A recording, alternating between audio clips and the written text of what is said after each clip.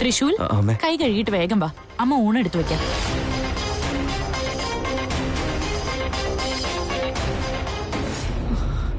അയ്യോ തൃശൂൽ, എന്താണ് ഇത് കയ്യില് കാണിച്ചേ?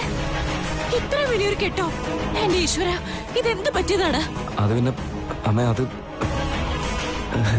ഇത് ഒന്നുമില്ലമ്മേ. കയ്യിൽ ഇത്രയും വലിയൊരു കെട്ട് എന്താണെന്ന് ചോദിച്ചാ ഒന്നുമില്ലെന്ന് പറയുന്നു. ഇങ്ങനെ വരുത്തി വെക്കാൻ എന്താണ് നീ ചെയ്തത്? അമ്മേ, ഞാനൊന്ന് വീണതാ. നോണ പറയണ്ട നീ. വീഴാനും മാത്രം നീ എന്താ കൊച്ചുകുട്ടിയാണോ? സത്യം പറ, മുതലാളിയുടെ വീട്ടിൽ നിന്ന് എന്തെങ്കിലും ജോലി പറഞ്ഞിട്ടുണ്ടാവും. ആ ജോലി ചെയ്യാൻ പോയിട്ടല്ലേ നിന്റെ കയ്യിൽ ഈ മുറിവ് പറ്റിയത്?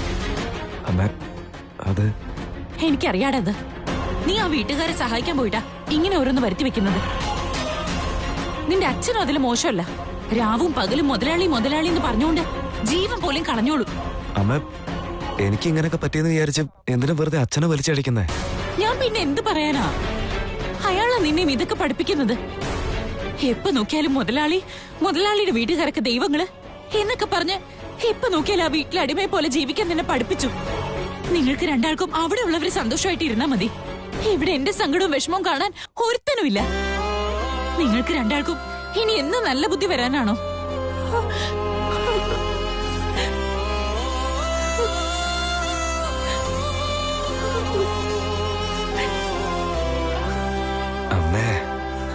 എന്തൊക്കെയാടാ തൃശൂൽ ഇത്? എന്നെ ഇങ്ങനെ തീ തീറ്റിക്കണോ? നിനക്ക് എങ്ങനെ വല്ലതും സംഭവിച്ച അത് സഹിക്കാനുള്ള ശക്തി എനിക്കില്ല തൃശൂൽ. സോറി അമ്മേ, ഇനി ഇങ്ങനെയൊന്നും സംഭവിക്കില്ല. ഓരോ പ്രാവശ്യം ഇത് തന്നെയാ നീ പറയുന്നത്. പക്ഷെ പിന്നെ സേവനം ചെയ്യാൻ പോയി ഇങ്ങനെ ഓരോന്ന് വരുത്തി വെക്കും നീ. അമ്മേ, അങ്ങനെയൊന്നും സംഭവിക്കില്ലെന്നേ. ഇങ്ങനെയൊന്നും ഉണ്ടാവില്ലെങ്കിൽ പിന്നെ എങ്ങനെയാണെന്നാ നീ പറയുന്നത്? പോയിക്കോ, നിന്നെ മുതലാളിയുടെ വീട്ടിൽ അന്വേഷിക്കുന്നുണ്ടാവും. നിനക്ക് ഇഷ്ടംപോലെ ജോലിയും കാണും അവിടെ. പോയി ചെയ്യടാ. നിങ്ങൾക്ക് രണ്ടാൾക്കും എന്നെ പറ്റി ഒരു ചിന്തയില്ല. ഇല്ലമ്മേ, ഞാനിനി പോകുന്നില്ല. എന്താ? നീ ഇനി പോകുന്നില്ലെന്നാണോ പറഞ്ഞത്? ഇനി മുതൽ ഞാൻ അവിടേക്ക് പോവില്ലെന്ന്. അമ്മയെ സമാധാനിപ്പിക്കാൻ വേണ്ടി പറയുന്നതല്ല. ഇനി മേലാൽ ഞാൻ ആ വീട്ടിലേക്ക് പോകുന്നില്ല. സത്യാണോ നീ പറയുന്നത്? എന്തുകൊണ്ട് പോകുന്നില്ല? എന്താ പറ്റിയത്? നമുക്കും ഒരു ജീവിതം ഉണ്ടല്ലോ, അത് നമ്മൾ നോക്കണ്ടേ? എന്താ? അമ്മ എപ്പോഴും ആഗ്രഹിക്കാറുള്ളതല്ലേ, ഞാൻ എന്ത് തന്നെ ചെയ്താലും അത് ഞാൻ സ്വന്തമായിട്ട് തന്നെ ചെയ്യണമെന്ന്. ഇനി മുതൽ ഞാൻ എന്ത് ചെയ്താലും അത് സ്വന്തമായിട്ടേ ചെയ്യും. എനിക്ക് വേണ്ടി ചെയ്യണം, എന്റെ വീട്ടുകാർക്ക് വേണ്ടി ചെയ്യണം. തൃശൂൽ, നിന്റെ വായിന്ന് ഇങ്ങനെ ഒരു വാക്കോ? എനിക്കത് വിശ്വസിക്കാനേ പറ്റുന്നില്ല. അതിനു മാത്രം എന്താ ഉണ്ടായേ? മുതലാളിയുടെ വീട്ടിലേക്ക് സത്യമായിട്ടും പോവില്ല? ഇല്ലമ്മേ, ഞാൻ എങ്ങോട്ടും പോകുന്നില്ല. അവര് വലിയവരും നമ്മൾ ചെറിയവരും, അവര് സമ്പന്നരും നമ്മൾ ദരിദ്രരും. അവരുടെ യോഗ്യത എന്താ, നമ്മുടെ യോഗ്യത എന്താ? നമ്മുടെ യോഗ്യത അനുസരിച്ച് നമ്മളല്ല നിൽക്കേണ്ടത്. പിന്നെ ഇത്രയും ദിവസം അവരും നമ്മളും എല്ലാം ഒന്നാണെന്ന് പറഞ്ഞിട്ട്? പൂവിന്റെ വിചാരം അത് ദേവസന്നിധിയിലെത്തിയ വലിയ സംഭവമാണ്. പക്ഷെ വെറും തെറ്റിദ്ധാരണ മാത്രം. അത് ദേവസന്നിധിയിൽ എത്തിയതിനു ശേഷം വാടിയ പൂവിനവിടെ സ്ഥാനമില്ല അമ്മേ. അതിന്റെ സ്ഥാനം എന്നെ ചവിറ്റോട്ടയില്ല. തൃശൂൽ, നീയാണോ ഇതുപോലൊക്കെ സംസാരിക്കുന്നത്? ഞാൻ തന്നെ അമ്മേ. ഇത്ര ദിവസം എന്നെ കുറിച്ച് എനിക്കൊരു ബോധ്യം ഉണ്ടായിരുന്നില്ല. അറിവുള്ളവർ പറഞ്ഞിട്ടായി ജ്ഞാനോദയം കിട്ടിയേ. അതുകൊണ്ട് ഇനിയും തെറ്റാവർത്തിക്കണ്ട. അവരുമായി ഒരു ബന്ധം വേണ്ട എനിക്ക്.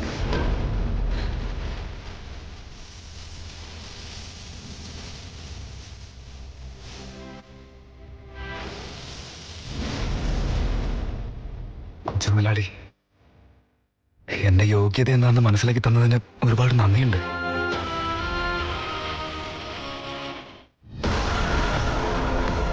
ത്രിവിക്രം, എന്താ നിനക്ക് പറ്റിയത്? എന്താ ഇങ്ങനെയൊക്കെ ബിഹേവ് ചെയ്യുന്നേ? തൃശൂലിന്റെ ഭാഗത്ത് എന്താ തെറ്റുള്ളത്? എന്താ തെറ്റുള്ളതെന്നോ? അത് ഞാൻ എന്റെ ഭാഗം തന്നെ പറയണോ? പ്രസാദം തന്നത് തെറ്റാണോ? അതെ, തെറ്റ് തന്നെയാ. അവൻ അവന്റെ നിലമറന്ന് പെരുമാറിയത് കൊണ്ട് തന്നെയാ ഞാനത് വാങ്ങാതിരുന്നേ. ഞാൻ വേറെ, അവൻ വേറെ എന്നുള്ള ചിന്ത അവനില്ല. അവന്റെ ലെവലിൽ എന്നെയും കാണുന്നേ. ഇതൊക്കെ കണ്ടിട്ട് ചുമ്മാ ഇരിക്കണമെന്നാണ് പറയുന്നത്.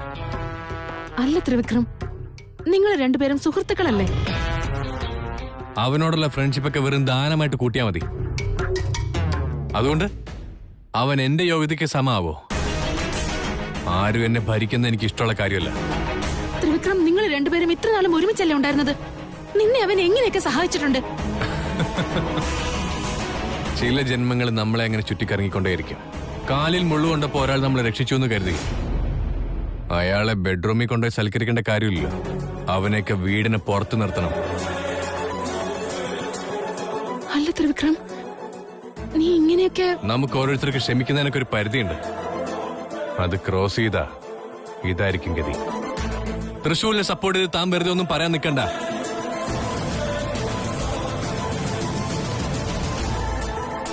മഹാദേവ, ത്രിവിക്രം എന്തായി കാണിക്കുന്നേ? അവൻ എന്താ പറ്റിയത്?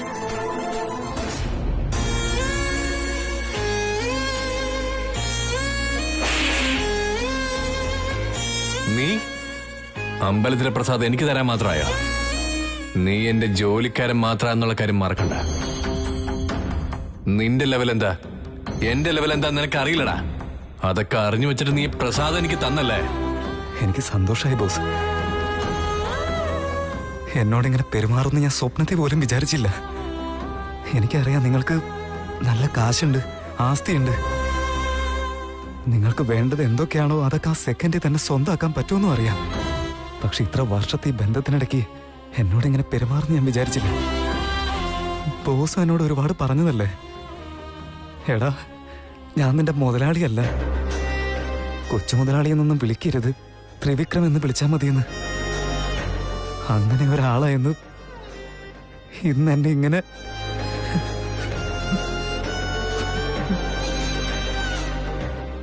ഇത്രയും വർഷം നല്ലൊരു സുഹൃത്തിന്റെ സ്ഥാനത്തായിരുന്നില്ലേ ആ ഞാൻ ഇന്ന് വേലക്കാരനായി. നിങ്ങൾ ചിന്തിച്ചത് തന്നെ ശരി കൊച്ചു മുതലാളി. ഞാനും അത് മനസ്സിലാക്കണം. നിങ്ങൾ വലിയ ആൾക്കാരല്ലേ.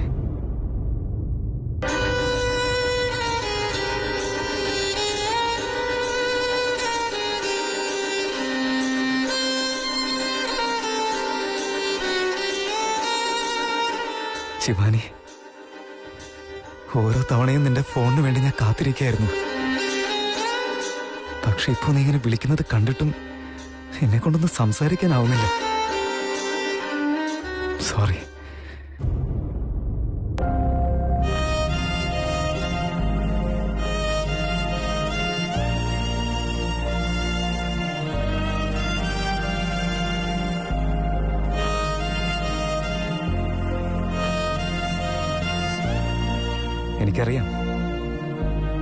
എനിക്കറിയാം എന്തിനിപ്പോ ഇങ്ങനെ വിളിക്കുന്നതെന്ന്. എന്നെ സമാധാനിപ്പിക്കാനായിട്ട് വിളിക്കുന്നതല്ലേ. പക്ഷെ എനിക്കുണ്ടായ ഈ വേദനയ്ക്ക് ആര് സമാധാനിപ്പിച്ചാലും ഒരു ഗുണമില്ല. തൃശ്ശൂർ എന്താ ഇങ്ങനെ കാണിക്കുന്നേ? എന്റെ കോൾ എന്തിനാ അവൻ കട്ട് ചെയ്യുന്നേ? സാധാരണ എന്റെ കോള് പോയി കഴിഞ്ഞാൽ ഒറ്റ റിങ്ങിൽ കോൾ എടുക്കുന്നവനാ. പാതിരാത്രി ആയാൽ പോലും എന്റെ കോൾ അവൻ അറ്റൻഡ് ചെയ്യാറുണ്ട്. ത്രിവിക്രമന്റെ പെരുമാറ്റത്തിൽ അവന് നന്നായി വിഷമം തോന്നിയിട്ടുണ്ട്. ശരി, എന്ന് വെച്ച് എന്നോട് ഒരു തവണയെങ്കിലും സംസാരിച്ചാൽ എന്താ? മുതലാളി, ഡോക്ടറെ ഫാമിലി സേഫ് ആയിട്ട് ഗസ്റ്റ് ഹൗസിൽ എത്തിച്ചു. Very good. അതെന്തായാലും നന്നായി നന്ദീശ. വേറെ എന്തെങ്കിലും പ്രശ്നമുണ്ടോ മുതലാളി? ഒരു പ്രശ്നമുണ്ട്. പക്ഷേ അത് കേട്ടാ നീ പേടിക്കരുത്. അതെന്താ അങ്ങനത്തെ ഒരു കാര്യം? എന്താ മുതലാളി? അത് നമ്മുടെ നാഗമാണിക്യം കൊണ്ടുവന്ന് മുതലാളിക്ക് കോള്. നീ തന്നെ സംസാരിക്ക.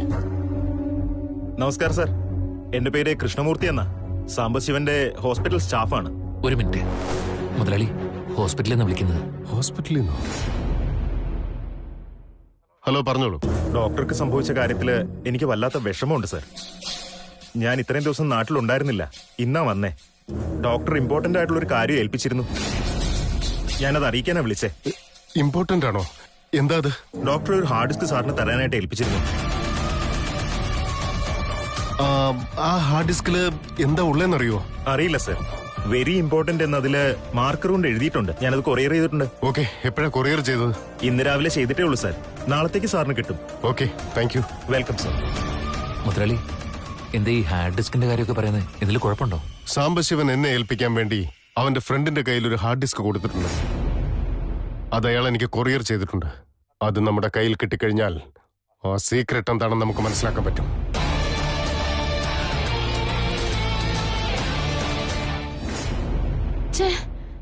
ത്രിവിക്രം എന്താ ഇങ്ങനെയൊക്കെ കാണിക്കുന്നേ? എന്റെ ആദിശേഷൻ ഒരിക്കലും ഇങ്ങനെയൊന്നും പ്രവർത്തിച്ചിട്ടില്ല. ദേഷ്യം കൊണ്ട് അവൻ ആരെയും ഇതുവരെ ഉപദ്രവിച്ചിട്ടുമില്ല. മോശപ്പെട്ട ഒരു വാക്ക് പോലും ഉപയോഗിക്കാറില്ല. അപ്പൊ പിന്നെ ത്രിവിക്രമൻ ഇങ്ങനെ ഒരു സ്വഭാവം ഉണ്ടാക്കാൻ എന്താ കാരണം? ഇല്ല, ഇതിനെക്കുറിച്ച് അങ്ങനെ ആലോചിച്ച് നിന്നിട്ട് ഒരു കാര്യവുമില്ല. ആദ്യം സംഭവിച്ച വേദനയ്ക്ക് പരിഹാരം കാണണം. തൃശ്ശൂരിനെ എങ്ങനെയെങ്കിലും സമാധാനിപ്പിച്ച് അവരെ രണ്ടുപേരെയും ഒന്നിപ്പിച്ചേ പറ്റൂ.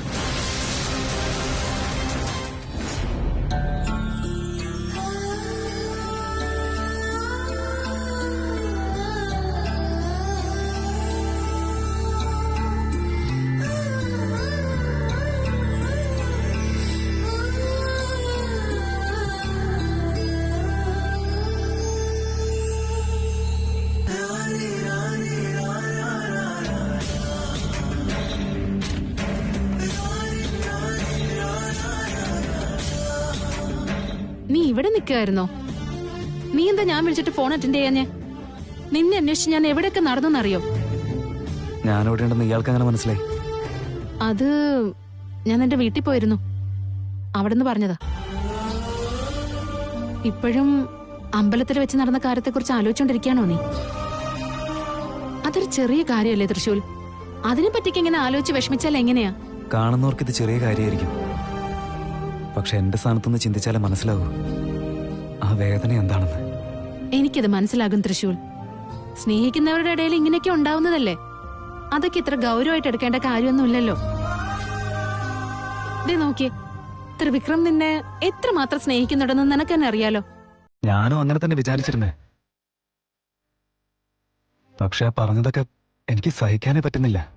തൃശൂൽ, അപ്പോഴത്തെ ദേഷ്യത്തിന് അവൻ അറിയാതെ അങ്ങനൊക്കെ പറഞ്ഞുപോയി. നീ അതങ്ങ് മറന്നേക്ക്. ചെറിയ കാര്യത്തെ ഓതി വീർപ്പിച്ച് വലുതാക്കണ്ട. ത്രിവിക്രമനെ കുറിച്ച് നിന്റെ മനസ്സിലുള്ള സ്നേഹവും അഭിമാനവും ഇതൊന്നും അല്ലല്ലോ.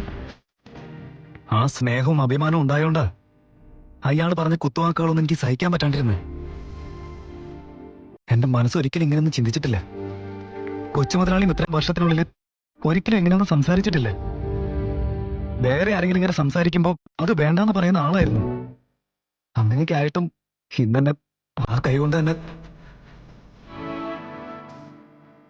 തൃശൂൽ, എന്തോ ഒരു വാക്ക് പറഞ്ഞു പോയിന്ന് വെച്ചാൽ അത് സത്യമാണെന്നുണ്ടോ? അതിനിങ്ങനെ ഗൗരവമായിട്ട് എടുക്കേണ്ട കാര്യമുണ്ടോ? അത് സത്യമായിരിക്കും ശിവാനി. റീന മാഡം എപ്പോഴും എന്നെ ഒരു ജോലിക്കാരെന്ന് വിളിച്ചോണ്ടിരിക്കുക. കൊച്ചമ്മ അങ്ങനെ വിളിക്കാറ്. ഗോവിന്ദ സാറാണെങ്കിൽ അങ്ങനെ എല്ലാം തന്നെ വിളിക്കാറില്ല. പക്ഷെ എന്റെ ബോസിന്റെ വായിന്ന് ഞാനിന്ന് ആദ്യമായിട്ടാണ് ഇങ്ങനെയൊക്കെ കേൾക്കുന്നത്. അതുകൊണ്ട് എനിക്കൊട്ടും സഹിക്കാൻ പറ്റാത്തെ. തൃശൂൽ, ഈ കാര്യത്തിൽ നീ ആവശ്യമില്ലാതെ വാശി പിടിക്കുക. വെറുതെ ഇമോഷണൽ ആവല്ലേ നീ.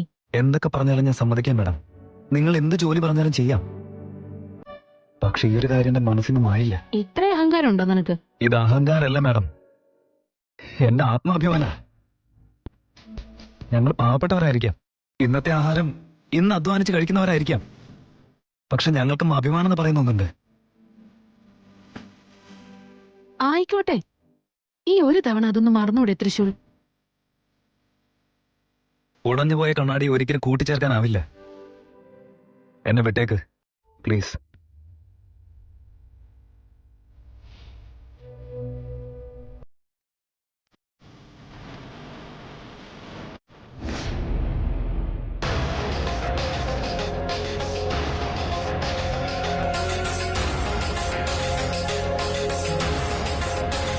സാർ, ഒന്ന് വരും. സാർ, ഒരു കൊറിയർ ഉണ്ടായിരുന്നു. എനിക്കോ? അല്ല സാർ, ദിഗ്വിജയ് എന്ന് പറഞ്ഞ ആളുടെ പേരില്ല. നിങ്ങൾ ഈ വീട്ടിലില്ലേ സാർ? ഒന്ന് കൊടുത്തേക്ക് സാർ. ഞാൻ വീണ്ടും ഈ വീട്ടിലേക്ക് പോകണോ? പോയ കൊച്ചുമുരളിയെ കാണേണ്ടി വരും. എത്ര ഓടിച്ചാലും പിന്നെയും പിന്നെയും കയറി വന്നോളൂന്നും പറയും. എന്താ സാർ?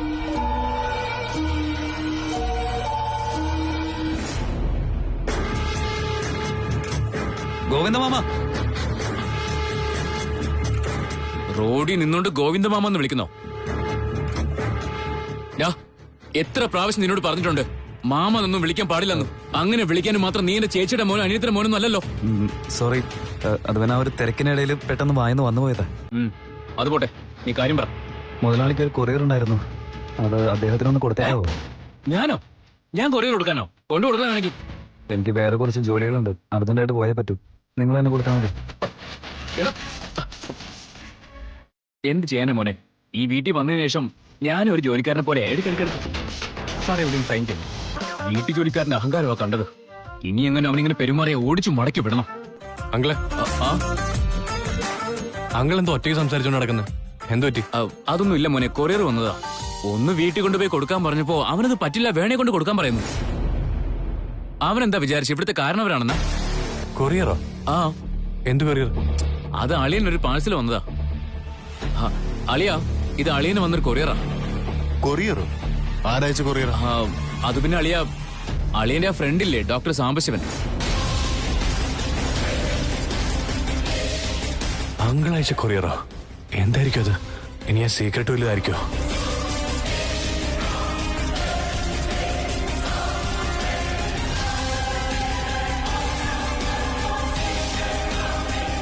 മന്ദീശ, അതിലെന്താണെന്ന് നോക്കി.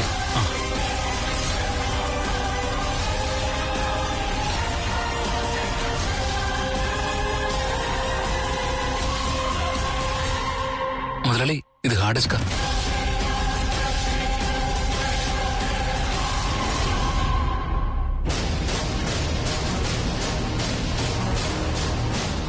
ഈ ഹാർഡ് ഡിസ്ക് ഞാനന്ന് എടുത്ത് നശിപ്പിച്ച് കളഞ്ഞതാണല്ലോ. പിന്നെ ഇതെങ്ങനെ വീണ്ടും കിട്ടിയത്? ശിവാങ്കിള് മരിക്കുന്നതിന് മുമ്പ് ഇത്രയൊക്കെ പ്ലാൻ ചെയ്തിരുന്നോ? മന്ദീശ, നീ എന്റെ ലാപ്ടോപ്പ് എടുത്തോണ്ട് വന്നേ. ഇതിലെന്താണെന്ന് നോക്കട്ടെ. ഡാഡി ആ ഹാർഡ് ഡിസ്കിലെ ഡാറ്റാസ് എല്ലാം കണ്ട പ്രശ്നം എല്ലാ കാര്യങ്ങളും മനസ്സിലാവും. എന്താ ചെയ്യാ? എന്താ ഞാനിപ്പോ ചെയ്യാ?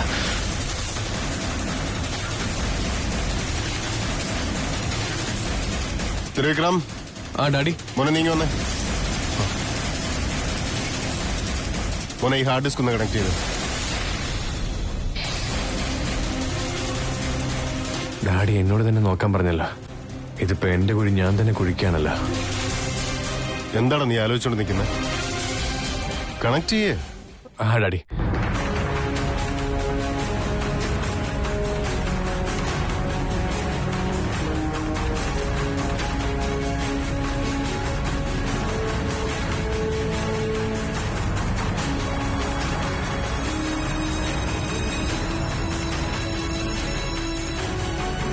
ഞാൻ യഥാർത്ഥ മകനല്ല എന്നുള്ള കാര്യം മനസ്സിലാക്കിയ ആ നിമിഷം എന്നെ ഡാഡി വീട്ടിൽ നിന്ന് പുറത്താക്കും. ഇത്രയും നാൾ ഞാൻ ചെയ്ത എല്ലാം വെറുതെ ആവും. ഈ വീട്ടിൽ വെച്ച് തന്നെ ഇതൊക്കെ സംഭവിക്കുമെന്ന് ഞാൻ വിചാരിച്ചില്ല. എന്തു പറ്റി മോനെ? നിന്റെ കൈ വരയ്ക്കുന്നുണ്ടല്ലോ.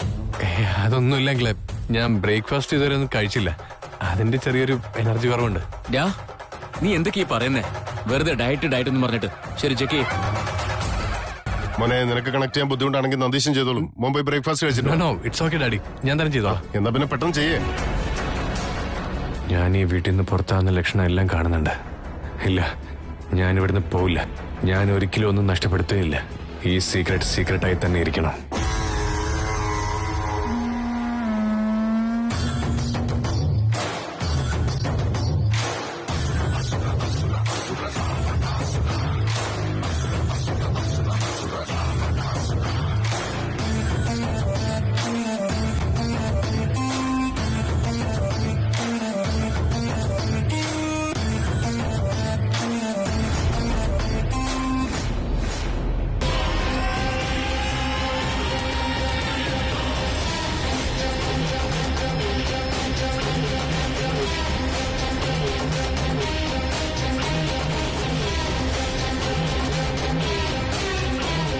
സോറി ഡാഡി, എന്റെ കയ്യിൽ സ്ലിപ്പായി. എന്ത് ചെയ്താലും അവസാനം നാശത്തിൽ അവസാനിക്കും. ഇവിടെ നിനക്ക് പറ്റില്ല എന്നുണ്ടെ പറ്റില്ല എന്ന് പറയണം. അളിയ, അവൻ അറിയാതെ സംഭവിച്ചതല്ലേ. പോട്ടെ, വിട്ടേക്ക്. അത് എത്രമാത്രം ഇമ്പോർട്ടന്റ് ആണെന്ന് എനിക്കേ അറിയൂ. ആ പോട്ടെ മുതലാളി, ഹാർഡ് ഡിസ്ക് റിട്രീവ് ചെയ്താൽ ഡാറ്റാസ് എല്ലാം തിരിച്ചു കിട്ടുമെന്ന് അക്കൗണ്ടന്റ് പറഞ്ഞതാണല്ലോ.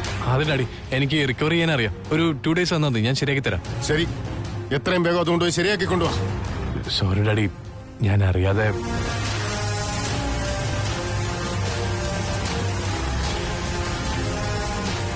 ഓക്കെ, ഞാൻ ദേഷ്യം വന്നപ്പം എന്തൊക്കെയോ വിളിച്ച് പറഞ്ഞ see that is very important to me. വേഗം ശരിയാക്കി കൊണ്ടുപോവാ. ശരി ഡാഡി. കണ്ടില്ലേ എന്റെ മേലെ ഡാഡിക്ക് എന്ത് വിശ്വാസ. ഈ ഹാർഡ് ഡിസ്കിലുള്ള ഡാറ്റാസ് എല്ലാം കിട്ടുന്ന വിചാരിച്ചിരിക്കുക. അത് വെറും തോന്നല. ആ മോഹം അങ്ങ് കളഞ്ഞേക്ക് ഡാഡി.